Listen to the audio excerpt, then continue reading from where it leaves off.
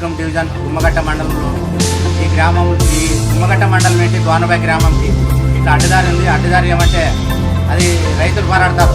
రైతులు గోనబాయి గ్రాములు గర్భవతులు ఇట్లా వస్తారు. ఇక్కడ ఏమంటే ఒక గుంత మాకట్లవుతుంది. ఇప్పుడు సీసీ రోడ్ అంటే తార్ రోడ్ అంటే గవర్నమెంట్ అట్లేసింది. ఇట్లా గ్రామ కంఠం మీద సీసీ రోడ్ అనే వేయాలి కదా. సీసీ రోడ్ వేసి ఎంఆర్ఓ సార్ గారికి ఒక వినతి పత్రం ఇచ్చాము. వినతి పత్రం పైన సర్వే చేస్తే దానిపైన సీసీ రోడ్డు కూడా ఏర్పాటు చేస్తారు.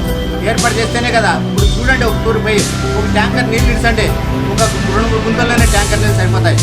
మళ్ళీ అట్టదప్పుడు గుంతలు ఉంటాయి లేదా. రైతులు కూడా ఎట్ట తోలుకుంటారు. అక్కడ ఉరిమడి పడినా, చెనికాయ పడినా, నక్కజొన్న పడినా, ఏ పంట పండినా కూడా రైతులు ఎట్లా తోలుకుంటారు. వాళ్ళు తోలుకోవాలంటే 100 రూపాయలు బాడికి 1000 రూపాయలు అడుగుతారు. 1000 రూపాయలు అడిగినప్పుడు ఏమవుతుంది అంటే అది రైతుకే కదా నష్టము.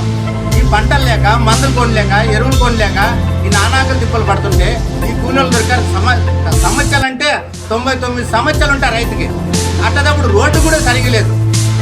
అవి మూగిచేవారు ఎట్లెక్కుతాయి అనేది మనము ఈ పోరాటం మీద రాయలసీమ కమ్యూనిటీ పార్టీ డిమాండ్ చేస్తుంది.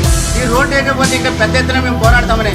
ఇట్లే ఈ వంకుంది ఒకటి, దాన్ని ఏమంటారంటే ఆ బ్రిడ్జి కూడా నిర్మించాలనేది మా రాయలసీమ కమ్యూనిటీ పార్టీ డిమాండ్ చేస్తుంది. ఇక్కడి నుండి గోనబాయి వరకు మీరు రోడ్డు పట్టించుకోకపోతే మేము ఇంకా పెద్ద ఎత్తున పోరాడతామని రాయలసీమ కమ్యూనిటీ పార్టీ అందరి అధికారులకి, ఆఫీసర్లకి అందరికీ మనం డిమాండ్ చేస్తున్నాం. అదే మీరు ఒక తూరి ఇట్లా రోడ్డే పోండి, గోనబాయికి ఇట్లా పోండి, మీకే తెలుస్తుంది.